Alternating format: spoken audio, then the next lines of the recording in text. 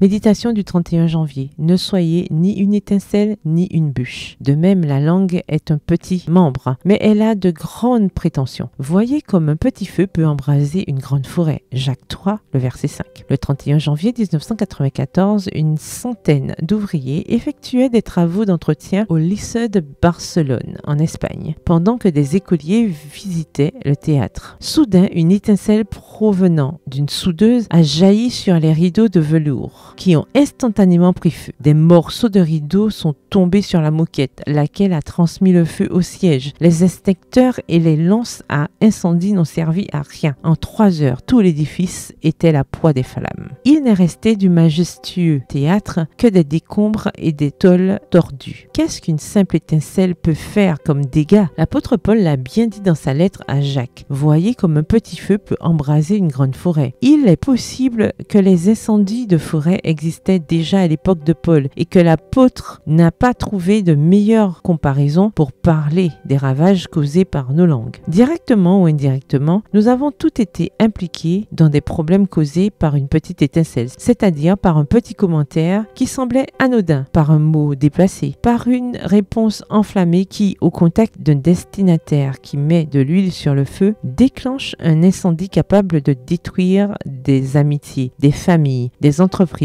et même des mariages. Tout cela parce qu'on n'a pas su tenir sa langue au bon moment. Parfois, comme pour le lycée de Barcelone, les tentatives pour apaiser le problème ne fonctionnent pas et revenir en arrière est totalement impossible. Que faire alors? La bonne nouvelle aujourd'hui, c'est que nous avons un grand exemple à suivre en Jésus. En lisant les évangiles, nous constatons qu'à plusieurs reprises, Jésus a été provoqué par ses rivaux et qu'il a toujours eu la bonne réponse devant les agressions. Si nous avons tendance à être des étincelles ou des bûches au cours d'une conversation, il est temps de contempler le Maître et de prendre exemple sur sa gentillesse et sa douceur. Attention aux programmes télévisés que nous regardons, aux paroles des chansons que nous écoutons et aux idées exposées dans les livres que nous lisons, car tout cela influence fortement notre façon de penser et d'agir. Gardez votre esprit en éveil afin d'entendre clairement la voix de l'Esprit Saint. Celui-ci est toujours prêt à mettre sur nos lèvres des paroles qui donnent la vie. PS, heureuse de prononcer de bonnes paroles. Bonne journée et que l'Éternel vous bénisse.